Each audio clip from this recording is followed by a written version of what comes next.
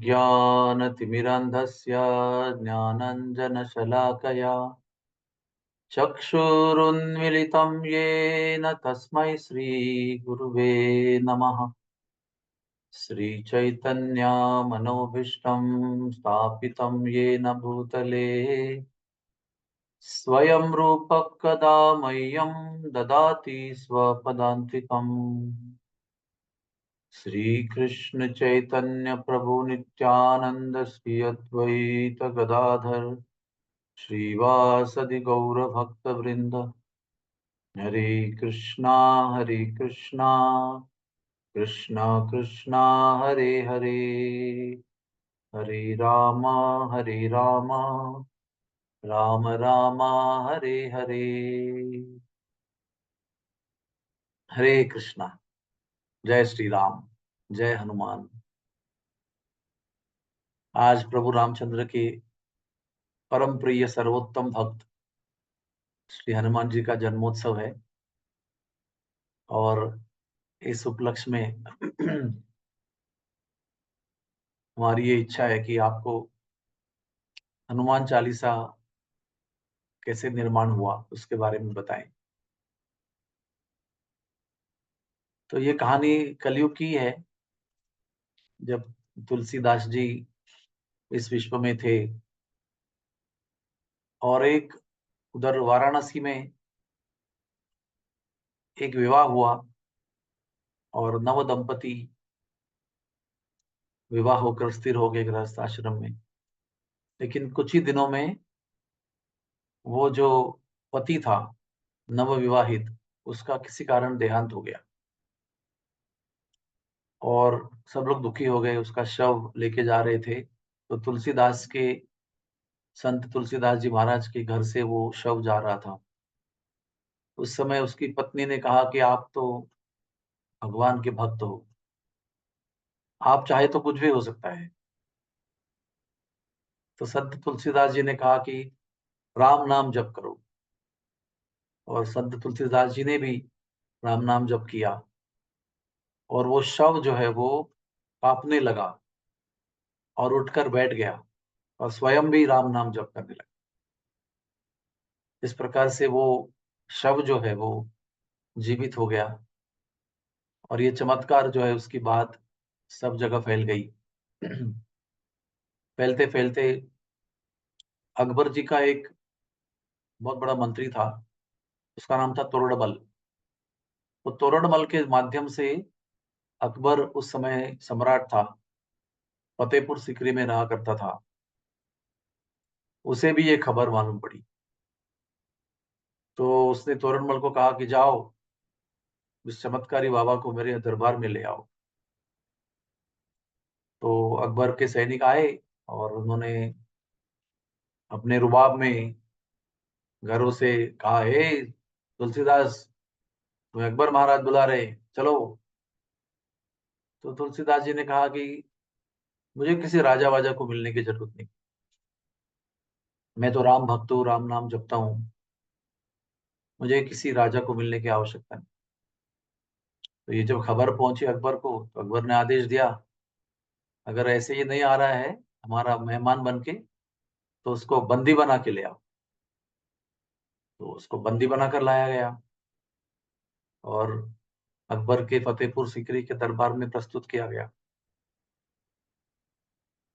तो अकबर ने कहा, अरे बाबा, मैंने सुना है तू बड़ा चमत्कारी बाबा है, हमें भी कुछ दो चार चमत्कार दिखा दो हमारे दरबार में। तो अकबर का मूड तो मनोरंजन का था,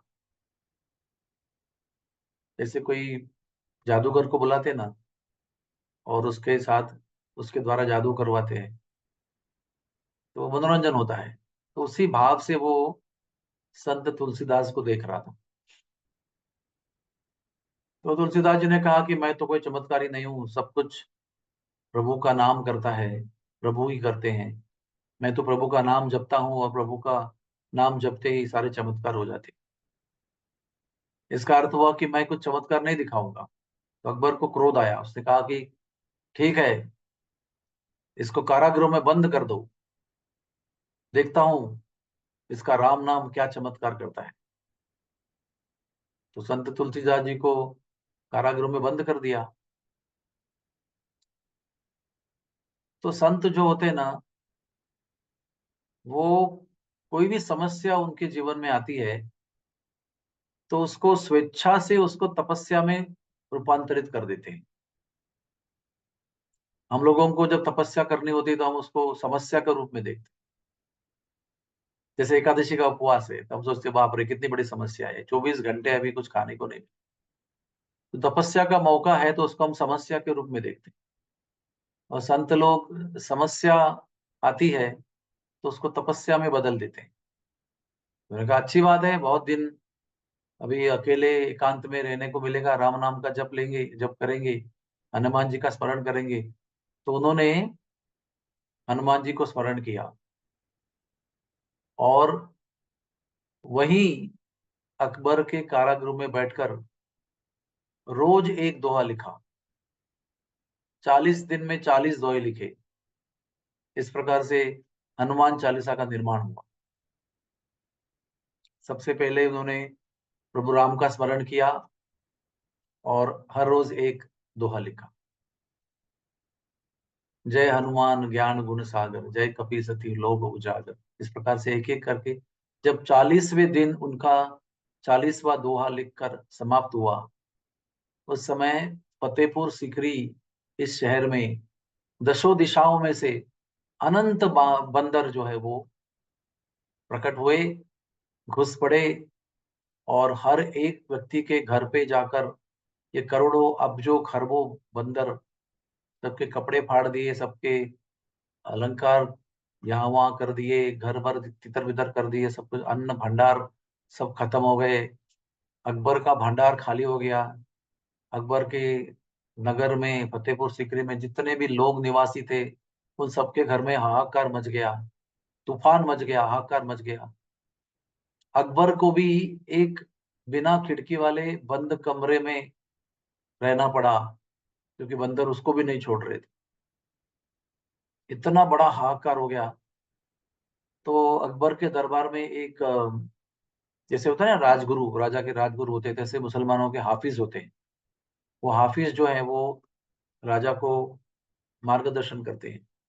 तो वो हाफिज आया और उसने अकबर को बताया कि अकबर, ये जो कुछ हो रहा है ये प्राकृतिक आपदा नहीं है, ये स्वयं अल्लाह ताला ने भेजी हुई अ, संकट की मालिका है।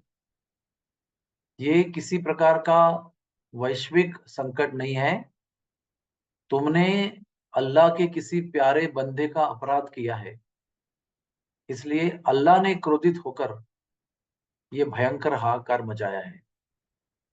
तो राजा के दरबार में तो आए दिन किसी को सजा मिलती है, किसी को पुरस्कार मिलता है, कोई याद नहीं रखता है।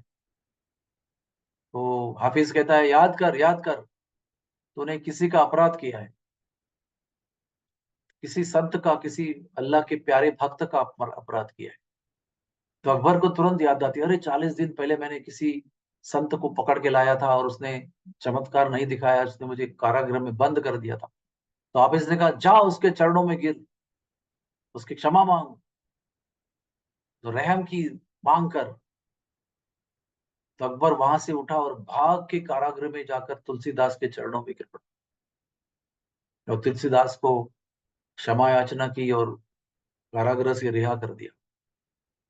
तुलसीदास जी कारागृह के बाहर आए, आकाश में देखा, प्रभु राम का नाम लिया, सभी बांदरों को विनती की कि आप चले जाओ। 15 मिनट के अंदर वो और करोड़ों खरबों बंदर जो है वो फतेहपुर सिकरी से निकल गए और पता नहीं कहाँ से आए थे, कहाँ चले गए।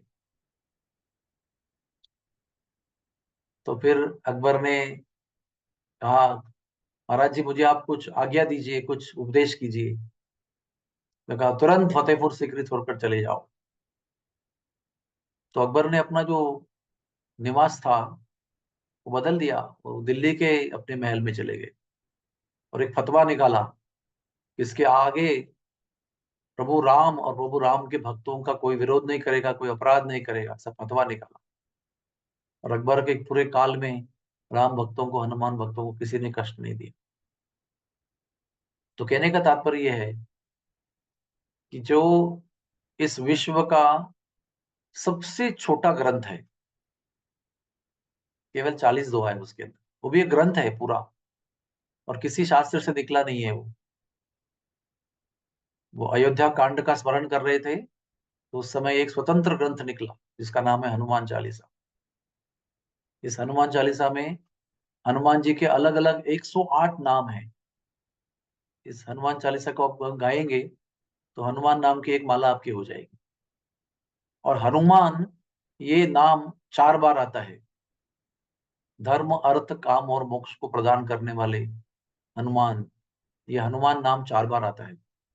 और हनुमान चालीसा में प्रभु रामचंद्र का नाम 10 बार आता है। जो धर्म के 10 गुण प्रभु रामचंद्र के अंदर है, उसको प्रतीत करते हुए ये 10 राम नाम उसमें भी प्रकट होते हैं। इस प्रकार से ये जो सुंदर भजन माला है या दोहा का संग्रह है हनुमान चालीसा, ये प्रकट हुआ। और इसका पठन करने से उसमें भी लिखा है कि सब संकट दूर हो जाते हैं, प्रभु राम की भक्ति प्राप्त होती है, जीवन के अंत में रघुबर का धाम, साकेत धाम प्राप्त होता है, सब प्रकार के अनर्थ नष्ट हो जाते हैं, सब प्रकार के संकट नष्ट हो जाते हैं, सब प्रकार का भय नष्ट होता है। हनुमान जी का नाम लेते ही सारे संकट, भूत पिशाच, अनर्थ दूर हो जाते। आज वो परम भक्त, परम राम भक्त हनुमान जी का जन्म दिवन है।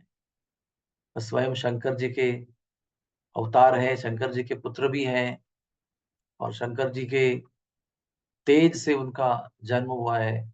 वायु देव के द्वारा वो तेज अंजनी के गर्भ में स्थापन किया गया है।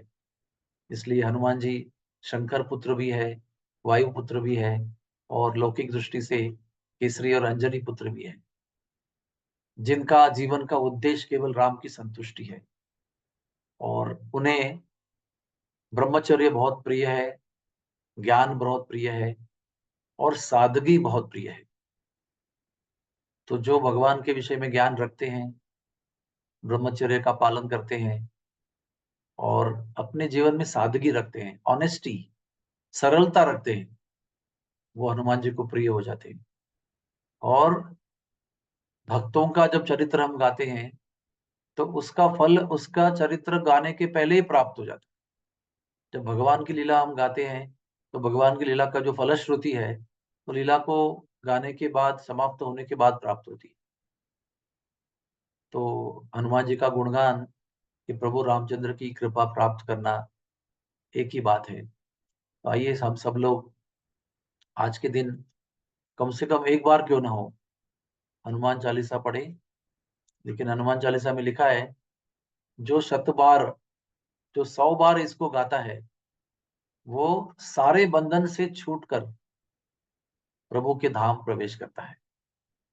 ऐसे परम भक्त, परम राम भक्त, भक्त शिरोमणि, दास शिरोमणि श्री हनुमान जी को हमारा कोटि कोटि प्रणाम है। श्री हनुमान जी महाराज की जय हो।